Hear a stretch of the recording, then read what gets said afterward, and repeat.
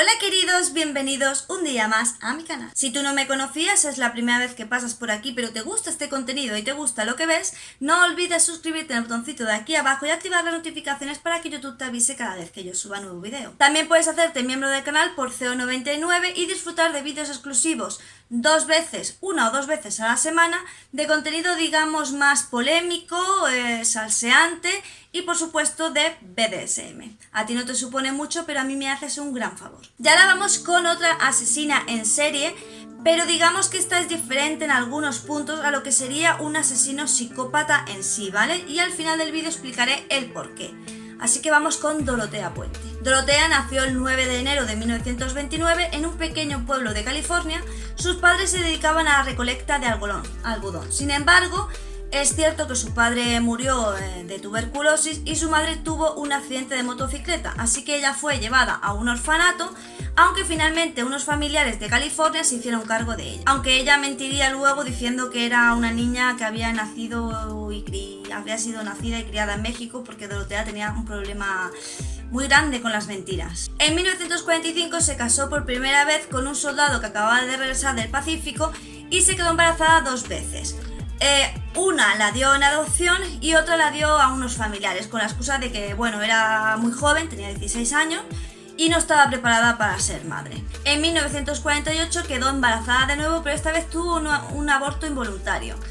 Pero fue también al poco tiempo cuando se divorció de su marido, porque su marido estaba, digamos que bastante harto de sus mentiras, porque se daba cuenta de que ella, cuando narraba su infancia, pues cada vez como que contaba una cosa, iba cambiando varias veces la historia y siempre lo hacía de manera como para quedar ella como una pobre víctima. Sin embargo, ella siguió falsificando cheques a nombre del marido para seguir cobrando dinero, porque ya trabajar no, ¿vale? Ya era demasiado pro para trabajar.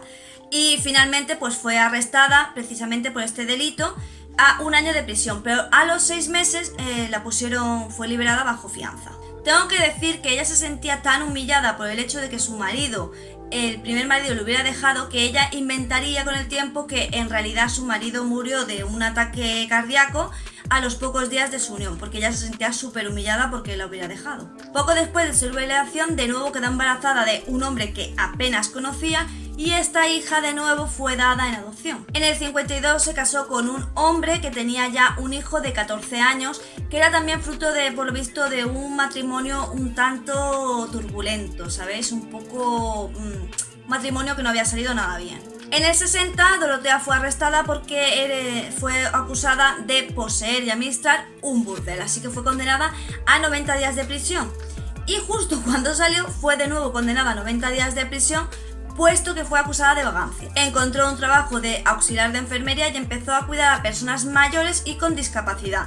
Esto digamos que sería la idea más grande que a ella se le ocurrió para empezar su ola de crímenes. En el 66 se divorció de Alex, el sueco que tenía el hijo de 14 años, y se casó con otro hombre 19 años más joven que ella. El matrimonio solo duró 2 años y después Dorotea se hizo cargo de una casa que tenía 3 pisos, que esta casa va a ser el culmen de la historia. Se volvió a casar con una persona que era bastante violenta, era alcohólico y cuando bebía se volvía muy violento, así que solo duró un par de meses. Sin embargo, Dorotea empezó a recorrerse pues los bares y los clubs de todas las ciudades para ir conociendo a hombres mayores que tuvieran pasta para poder luego pues falsificar sus cheques y demás y poder quedarse con el dinero de ellos sin que ellos fueran realmente conscientes. Cometió hasta 34 fraudes de la tesorería.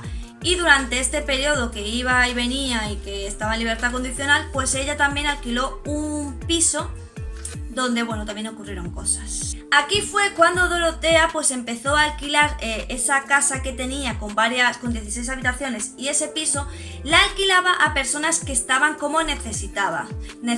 ¿Y cómo las encontraba? Pues muchas veces se las encontraba pues por la calle, pero normalmente lo que hacía es que se valía de la asistenta social, que ella iba y le decía, ay, pues yo puedo alquilarle esta habitación por un precio económico, tal. Y entonces, claro, ella, ante los ojos de todos, era como qué buena persona es, ¿no? Que se ocupa de la gente sin hogar o que está pasando por dificultades económicas, y ella pues conseguía cada vez más huéspedes. Algunos huéspedes pues acababan hasta las narices de ella, en plan, es que me roba el correo, es que no es atenta, es que es muy borde, y otros eran en plan de no, cocina súper bien, me trata como una reina, es la mejor, es increíble. Ella tuvo una socia de negocios que se llamaba Ruth, y la cuestión es que Ruth, pues bueno, tuvo un problema personal con su marido y estaba deprimida, así que la encontraron con sobredosis. Cuando le preguntaron a Dorotea, pues ella dijo pues que eso, que ella estaba muy deprimida y estaba muy mal, y pues que al final seguramente se había pues acabado con todo. Luego se sabría que no, que había sido Dorotea la que le había metido esa sobredosis en la bebida para quitársela de en medio y quedarse ella con todo el dinero. Bueno, también hubo el caso de un hombre mayor de 75 años que la acusó de que la había drogado y robado, y efectivamente pues había sido así.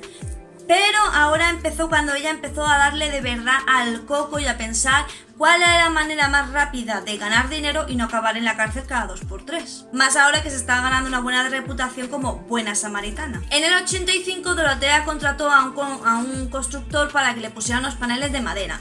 Y también le dijo que por favor si le podía hacer como una especie de baúl de 1,90 por... no sé, era como la medida de una cama, en plan 1,90 por 90, algo así, ¿vale? Que lo quería para meter libros, que si se lo podía hacer. El hombre le dijo